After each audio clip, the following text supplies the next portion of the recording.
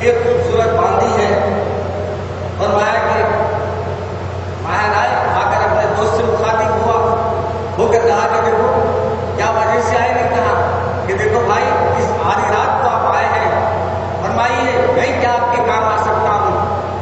اگر آپ فرمائیے اگر آپ کو کوئی دشمن ہے، کوئی آپ کو تنگ کر رہا ہے تو یہ تلوار میرے ہاتھ میں، تلوار لیے حاضر ہوں، آپ کے ساتھ چلنے تیار ہوں، اور اگر آپ کو پیسوں کی ضرورت آپ کو پریشان کر رہی ہے تو لیجیے، میں نے یہ پیسوں کی تھیلی لے کر آیا ہے، آپ کو پیش کر رہا ہوں۔ اور کہا کہ دیکھیے اگر کوئی باندھی کی ضرورت ہے تو میں اپنے باندھیوں کو میں سے باندھی کو چھوڑ دیتا ہوں، آپ اس باندھی سے اپنی شادی کر لیجیے اور اسے لے جائیے۔ انہوں نے کہا کہ میں اپنا کچھ بھی، میرے کو ضرورت نہیں ہے، میں صرف اپنے ملاقاتی سے ملاقات کا طریقہ اپنے بیٹے کو بتانے کے لیے لے کر آیا۔ آج ہمارے پاس ہے، ہمارے پاس سکا بھائی بھی آیا تو دیکھتے کب جاتا ہے کب اٹھتا ہے، کھانا نکلنے والا ہے ابھی بٹھا کے کھلانا کیا کھانا۔ یاد رکھو مہمان جب آتا ہے تو برکتیں لے کر آتا ہے، اور جس کا کھانا ہے، جس کے نام پر دانا لکھا ہے، اس کو اللہ تعالیٰ اس واسطے مہمان کو آنے سے روکنا نہیں، مہمان آ جائے خوش ہونا، یہ اللہ کی طرف سے آپ کے انعام ہوا ہے کہ ایک مہمان آپ کے گھر آئے۔ حضرت ابراہیم علیہ السلام ایک مہمان آئے، آپ بغیر مہمان کے دستر پہ دوپہر میں نہیں بیٹھتے تھے،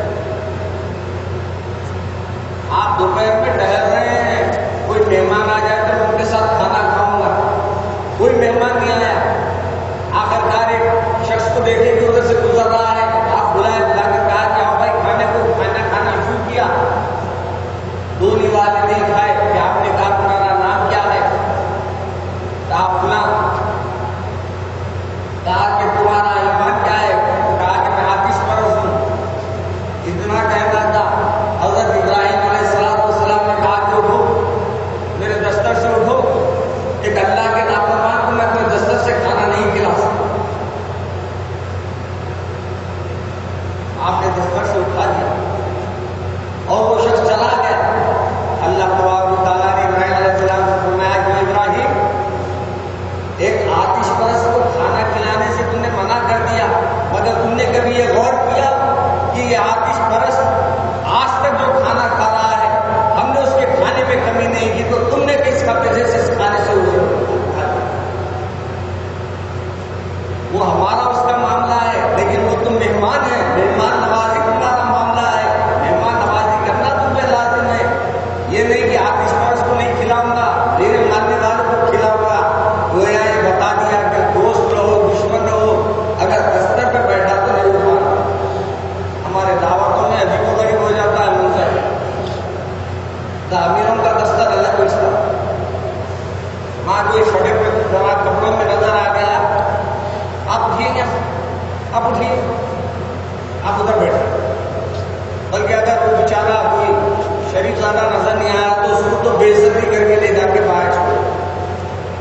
آپ کے کھانے سے اٹھا رہے ہیں، اللہ اس کا رزق رکھا ہوگا تو کھا رہا ہوگا، اور نہیں معلوم وہی بندے کی وجہ سے اللہ اس دعوت کو برکت عطا کرے، اور وہ اٹھ جائے تو برکت تمہارے دستر کی جائے۔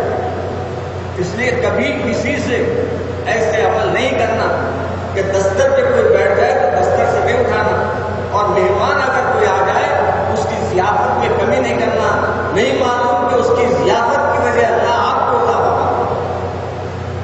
میرے عزیز دوستوں اور بزرگوں، اللہ اخلاص کو دیکھتا ہے، نیتوں کو دیکھتا ہے، بندے کی فکر کو دیکھتا ہے۔ مجھے ایک واقعہ یاد آ رہا ہے، حضرت رحمۃ اللہ علیہ فرماتے تھے کہ عموماً آج کل بھوگے کا معنی کے بعد ساس کو باہر کر دیتے ہیں،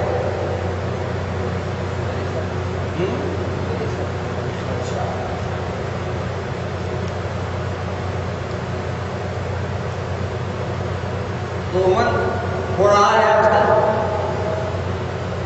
تو یہ بھی آئے آ کے کہا کہ ہماری ساس رہے تو ہم نہیں رہتے، کیا تھا ہماری اما جان کو گھر سے باہر کرو، ہماری اما جان کو گھر سے باہر کرو، اور گھر میں اندھے نوجوان آج کل ٹی وی ملی تو یہ سمجھتے کہ دنیا مل گئی، لے جا کر انہوں نے جنگل میں چھوڑ دیا.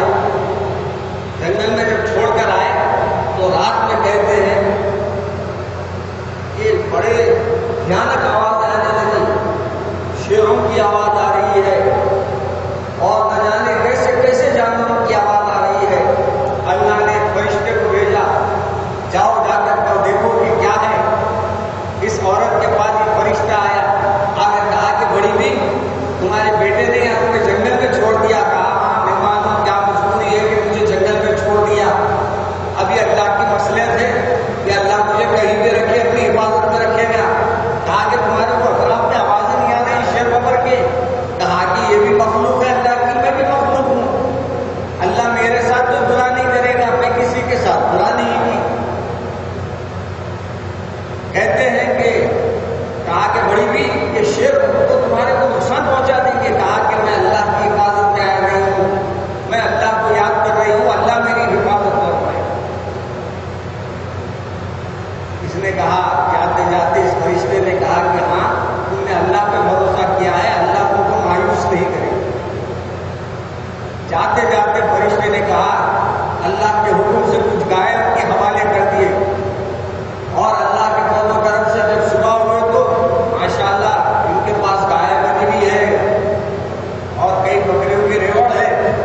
وہ اللہ نے اپنی بندی کے حکمان کے ساتھ اس کو نواز دیا. 8 دن کے بعد بیٹے کو ہوش آیا, میری اماں ہے کہ جا کے ہڈیاں ڈھونڈ کے لا لینا پڑے گا. گیا وہاں جا کے دیکھا تو اماں تو راج کر رہے ہیں, گایوں کے ریوڑ, گایا بھی ہے, بکرے بھی ہے.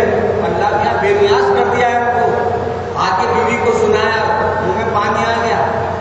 ساس کو گھر کو بلا لیے, بلا کر کہا کہ دیکھو اب وہ جو یہاں پہ تم اپنی اماں کو چھوڑ کے آئے تھے, میری اماں کو وہاں چھوڑ کے. یہ رس بڑی غلط چیز ہے. اب انہوں کیا کرے, ساس صاحبہ کو لے جا کے چھوڑے. راتوں میں شیروں کی آواز, ببر کی آواز, وہ نہ جانے کیا کیا آواز آنے لگی. آگے فرشتہ آیا, آگے کہا کہ کیا ہو رہا ہے, تمہارا یہاں کیوں چھوڑا گیا ہے. کہا کہ کیا بولوں, میں وہ مصیبت سمجھ رہی شاید اس بات سے آگے جنگل میں مصیبت چھوڑ دی ہے. اللہ کے فرشتے نے کہا واقعی کوئی مصیبت ہے. پھر کہا کہ کیا بات ہے, سب اطراف میں شیروں کے جانوروں کی آوازیں آ رہے ہیں, وہ نقصان پہنچائیں گے. ہاں یہ نقصان پہنچانے کے مقام پہ آئے تو نقصان ہے تو کیا پہنچائیں گے. فرشتے نے کہا کہ اللہ ایسا ہی کرے. پھر تیسری بار اس نے کہا کہ دیکھو شیروں کی آواز آ رہے ہیں, وہ تمہارے پہ حملہ کریں گے, تمہارے کو تمہارے آم سے گوشت نوچ لیں گے. کہا کہ یہی امید ہے میرے کو بھی. فرشتے نے کہا کہ اللہ ایسا ہی کرے. اب صبح اٹھے تو پورے رات شیر ببر آئے, چیخ مار کے سب کھانے کی ہڈیاں چھوڑ کے چلے. اب بیٹی 8 دن کے بعد بولے جاؤ میری اماں کتنے بکریاں لانے کی, جا کے دیکھو. ہم بکریاں رہتے, اماں کی ہڈیاں پڑے رہتے. جو اللہ کے لیے عمل, اللہ کے اوپر بھروسہ کرتا, اللہ اس سے مایوس نہیں فرماتا, اللہ اسے مجبور نہیں کرتا, اللہ اسے رسوا نہیں کرتا. میرے دادا جان کا ایک مجھے واقعہ یاد آتا ہے کہ ایک خاتون کو بچھو کاٹ لیا تھا. اس زمانے میں عموماً علاج یہ تھا کہ لوگ پڑھتے رہتے تھے, اور آج بھی اللہ کا فضل ہے, اللہ کے کلام میں یہ تاثیر ہے کہ آج بھی سورہ فاتحہ پڑھ کے اگر کوئی دم کر دے تو اللہ چاہے تو بچھو کا زہر اتر جاتا ہے. مگر آج کل سائنس ترقی کر لی ہے, اب انجیکشنوں سے تھما رہے ہیں زہر کو. خیر وہ ڈاکٹر صاحب کئی لوگوں کے پاس پھرا بچانا, کئی اللہ والوں کے پاس لے کے گیا, بتایا کہ زہر کیسے بھی اتر جائے, لیکن زہر اترنے کا نام نہیں لے رہا ہے. دواخانے کو گئے, دواخانے میں بتایا, پھر بھی زہر اترنے کا نام نہیں لے رہا.